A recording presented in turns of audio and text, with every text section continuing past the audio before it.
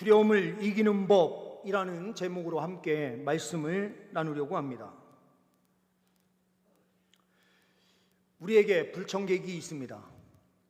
늘 무슨 일인가 하려고 하면 그 안에 두려움이라는 것이 항상 들어와서 우리를 자꾸 무너뜨리려고 합니다.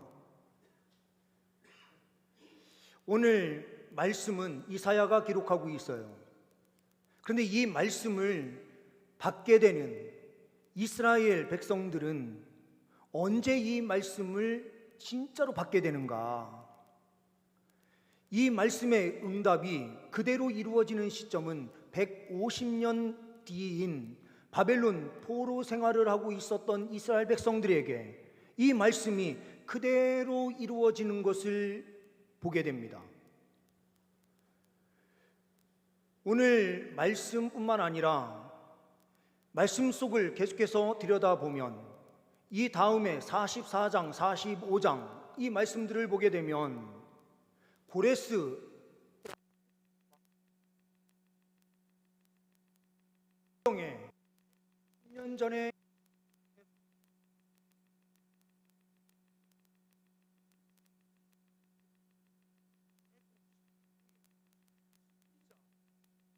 바벨론의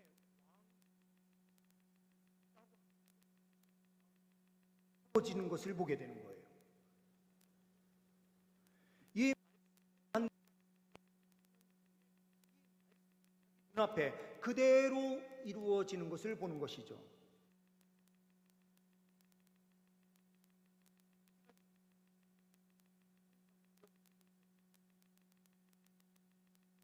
처음에 전쟁이 일어나는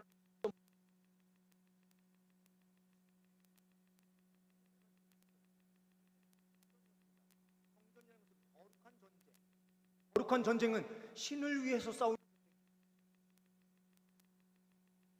여호와를 믿는 이스라엘 백성들, 마르둑이라고 하는 신을 섬기고 있는 바벨론 제국, 두 나라가 전쟁을 치르는데 서로 신을 위한 전쟁이었어요. 그리고 자기가 믿는 신이 이 전쟁에서 함께해서 전쟁을 치르는 것이다 라고 하는 이 개념이 인간 모든 사람들에게 있는 개념이었어요. 그런데 전쟁을 한 결과는 이스라엘이 완전히 참패하는 것이었습니다. 하나님의 성전이, 여호와의 성전은 완전히 다 무너졌어요. 그리고 예루살렘을 보호하고 있었던 그 성벽은 다 무너져 내렸어요. 해파되어 버렸습니다. 그것을 보면서 이스라엘 백성들은 이렇게 생각을 했죠. 하나님께서 패하셨나 보다. 하나님께서 우리를 버리신 것이다. 이렇게 생각을 했던 거예요. 그들이 포로로 잡혀간 그 자리는 어떠한 자리입니까? 포로로 잡혀간 그 자리는요, 너무나 화려한 나라였어요.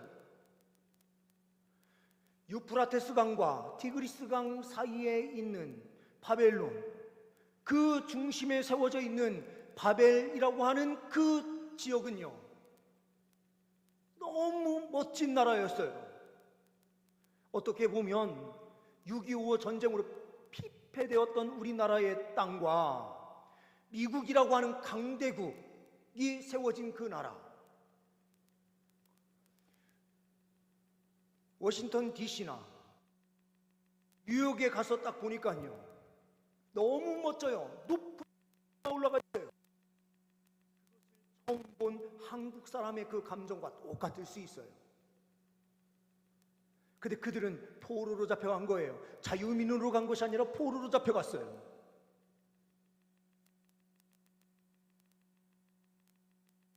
세상 나라가요, 얼마나 자기 나라 이스라엘은 너무나 작은 나라였어요. 성전도 너무 작았어요. 그들이 만들어 놓은 지브라트라고 하는 마르둑을 섬기는 성전이 있는 그곳은요, 높이만 하더라도 95m 탑을 이루고 있었어요. 높은 빌딩을 보면서 그들은요, 입이 떡 벌어진 거예요. 지금 우리의 모습과 딱 닮아 있어요. 우리가 바라보는 세상을 한번 보십시오. 세상은 너무나 아름다워요. 너무 멋있어요. 세상이 만들어 놓는 이 세상 한번 보십시오. LED 전광판으로 바깥에 크게 되어 있는 그 광고판들, 저 명동 쪽에 서 있는 신세계, 백화점 이런 데 바깥에 놓여 있는 LED 전광판 얼마나 크게 멋있게 되어 있는지 몰라요. 그리고 거기에서 비춰지는 모습들 보게 되면 정말 입이 떡 벌어질 만큼 화려해요.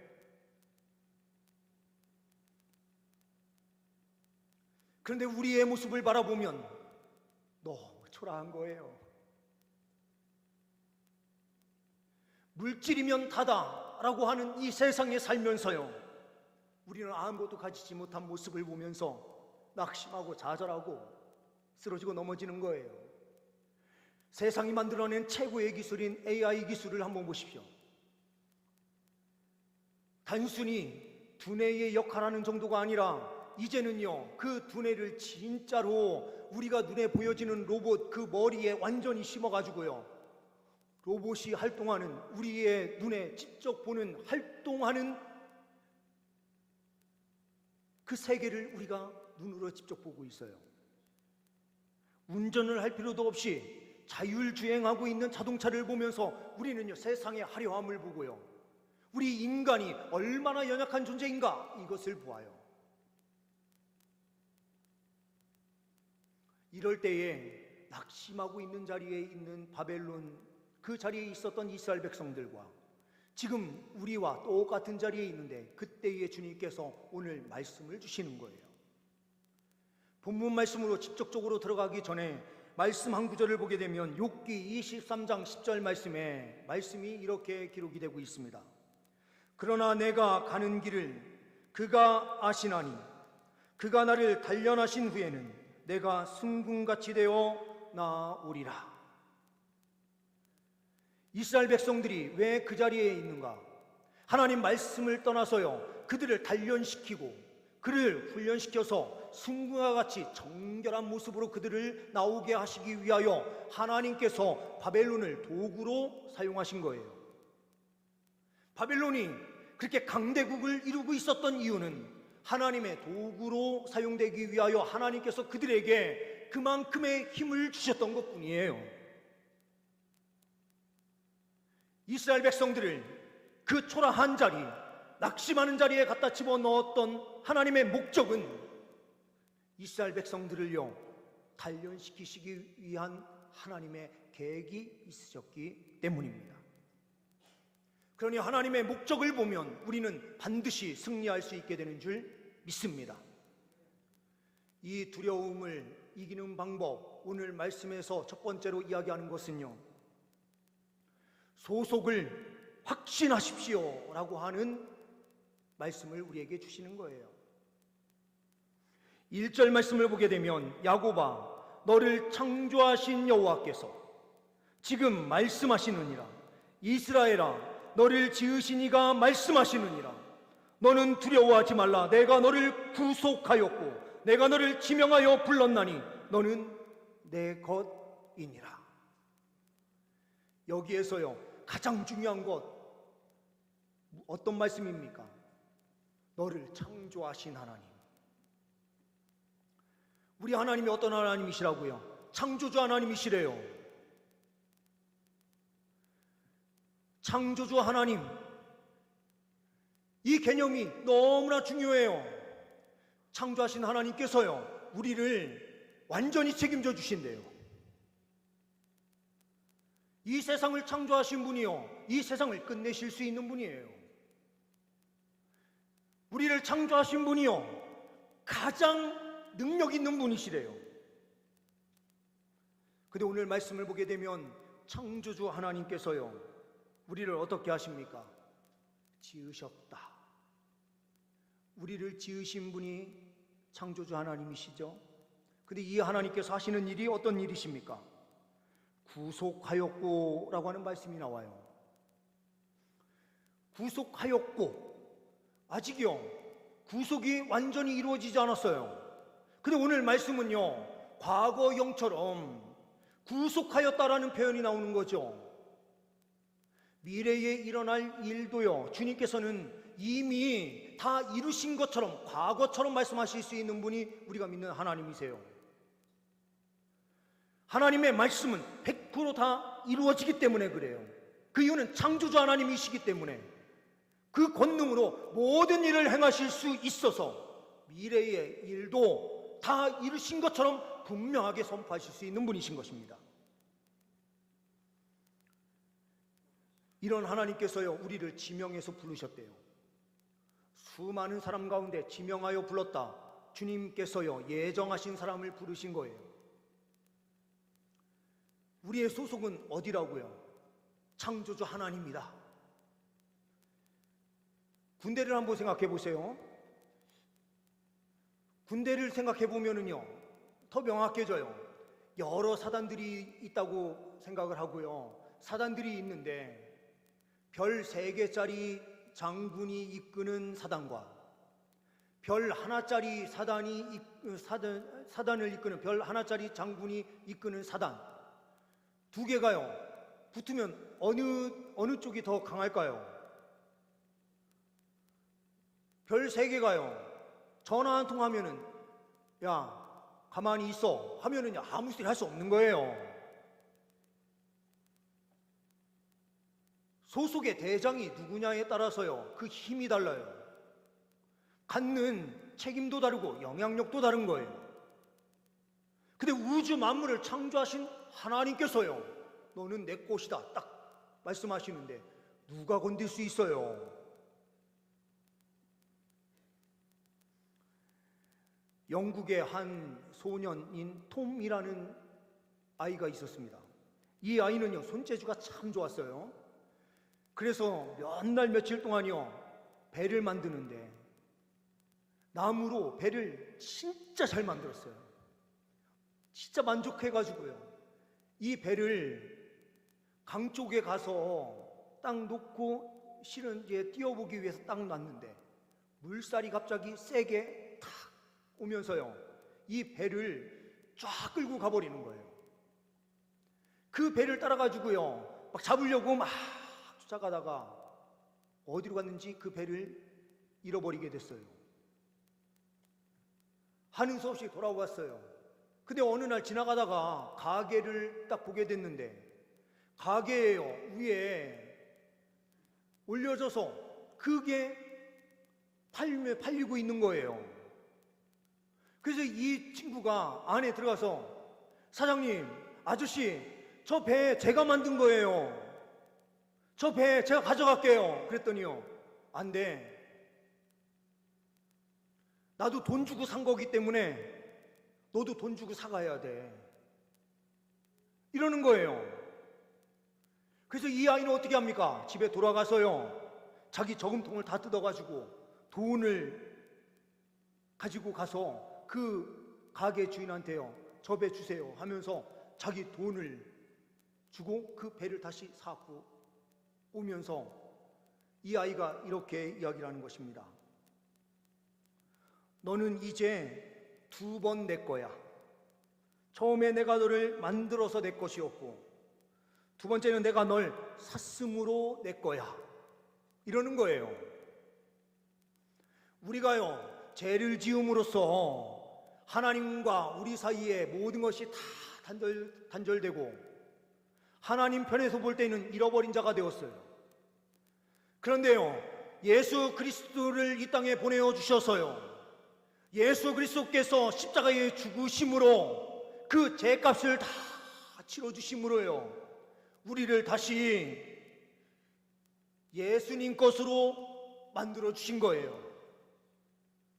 로마서 14장 8절 말씀을 보게 되면 우리가 살아도 주를 위하여 살고 죽어도 주를 위하여 죽나니 그러므로 사나 죽으나 우리가 주의 것이로다.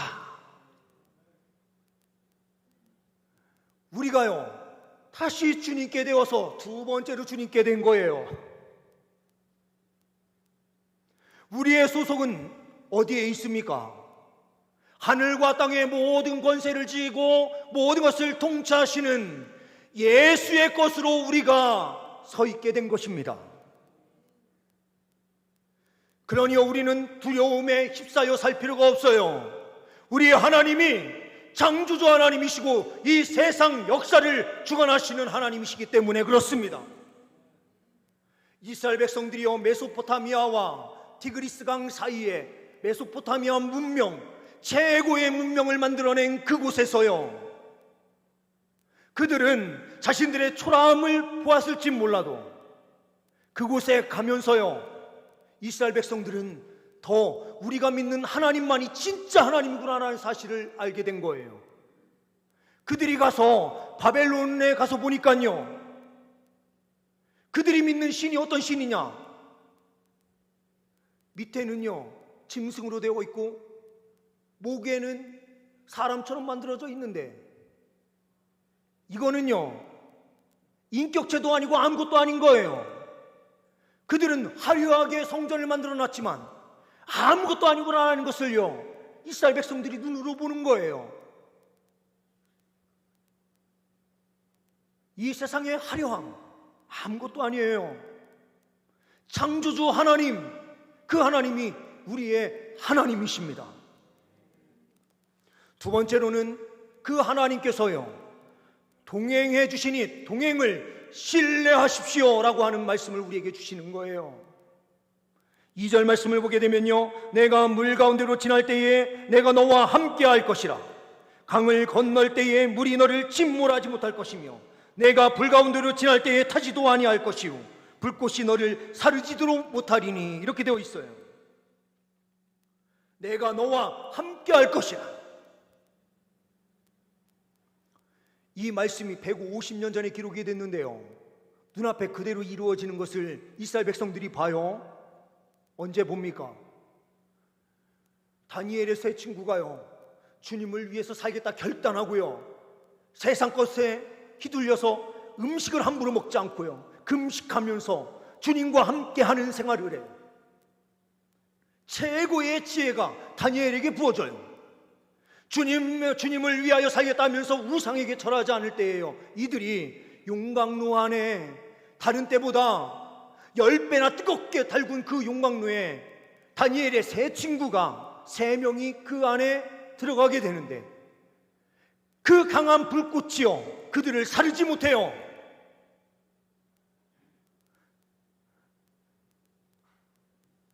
불 가운데에 지날 때에 타지도 아니할 것이요 불꽃이 너를 사르지도 못할 것이다 라는 것을 눈으로 직접 봤어요. 티그리스 강과 유프라티스 강이요 물에 비가 많이 와가지고 범람하는 그때에도요 이스라엘 백성들이 물에 침몰되지 않고요 하나님께서 보호하시고 인도하시는 그 손길을 그들은 매일매일의 삶에서 체험해요.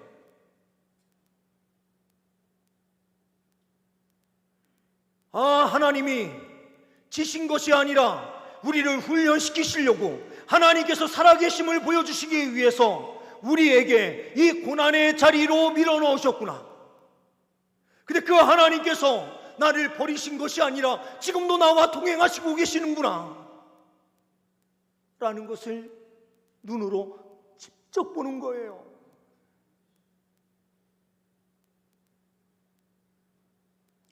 우리 자녀들이요 때로는 실패하고요 학교 공부 망쳐오고 어디 가서 진짜 떵떵거리며 살지 못하는 우리 자녀들 있어도요 그 자녀는요 부모님의 입장에서 볼 때는 어떻습니까?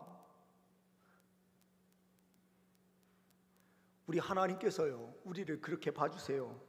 그리고 동행해 주시는 거예요. 불꽃이 사르지 못하도록 강물이 범람해서 주의 백성들을 침몰시키지 못하도록 주님께서 보호해 주시고 인도해 주신다라고 말씀하고 계십니다.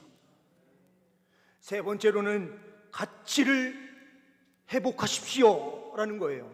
가치를 회복한다라는 것은요 하나님께서 우리의 가치를 회복시켜 주실 때예요. 그것을 확신하면 되는 거예요. 4절 말씀을 보게 되면 이렇게 말씀이 기록됩니다. 내가 내 눈에 보배롭고 존귀하며 내가 너를 사랑하였은즉. 주님께서 주님의 눈으로 볼 때 어떻다고요? 보배롭고 존귀하대요. 우리 자녀들이요, 부모의 눈으로 볼 땐 최고로 존귀하고 보배로워요. 그 아이가 잘했느냐 못했느냐의 문제가 아니에요.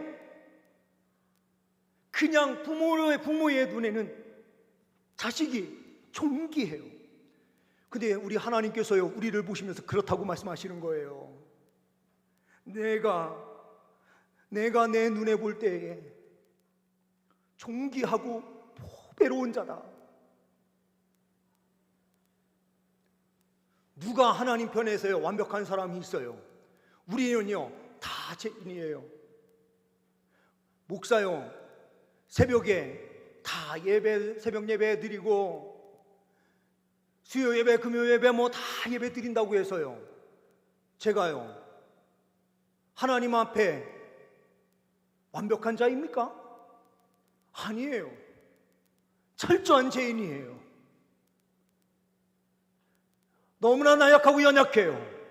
그런데요, 하나님께서는요 말씀하시는 거죠. 야, 내가 너를 볼 때에는 너는 보배롭고 존귀해, 이렇게 말씀해 주시는 거죠. 우리가요 예배를 잘 드리고 빠짐없이 드린다고 해서 하나님께서 그렇게 보신다라는 의미가 아니에요. 물론 그렇게 삶을 살아가는 사람은 하나님께서 그 삶을 헛되게 하시지 않지만, 하나님께서요 너는 진짜 존귀해, 이렇게 말씀하시는 거죠. 1958년에요 영국 런던의 경매장에서요 낡고 덧칠된 예수님의 초상화 하나가 경매장에 나왔어요. 상태도 좋지 않고 사람들이 볼 때는요 무명하가가 그린 것처럼 보였어요. 그래서 이게 경매로 낙찰이 되는데 우리나라 돈은 한 7만 원 정도 되는 45파운드에 그때 낙찰이 됐어요. 이 그림이 창고에 처박혀 있었다가요 2017년, 얼마 되지 않았어요. 2017년에요 놀라운 일이 벌어졌습니다. 미술 전문가들이요 그 그림을 정밀 감정을 하게 되는데 결과가요 레오나르도 다빈치가 그린 그림이다 라는 것으로 판정됐어요.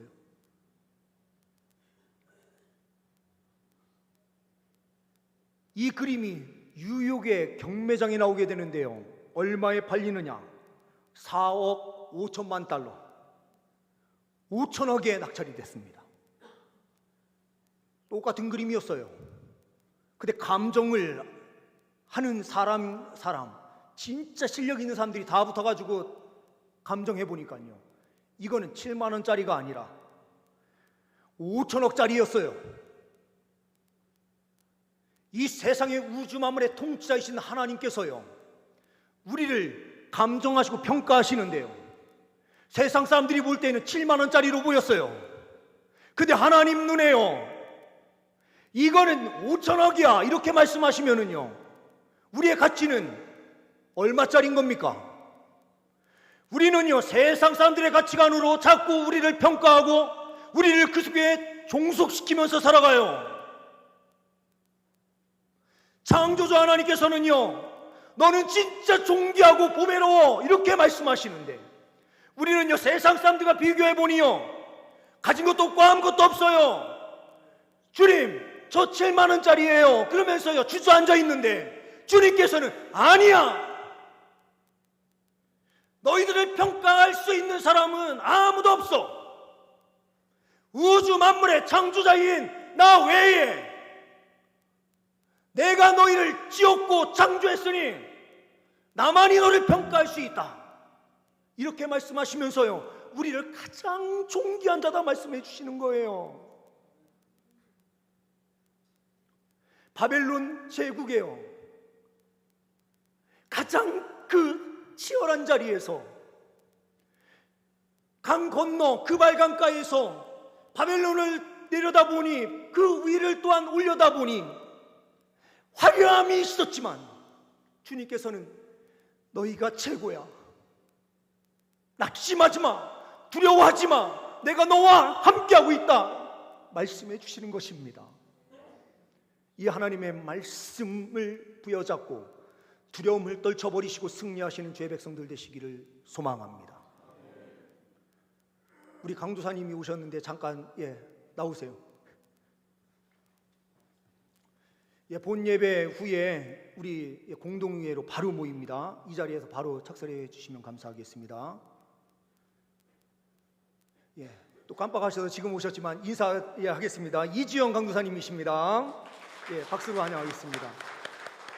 우리 성도님들께서 기도 많이 해주시면 놀라운 사역이 펼쳐지게 될 줄 믿습니다. 기도하십니다.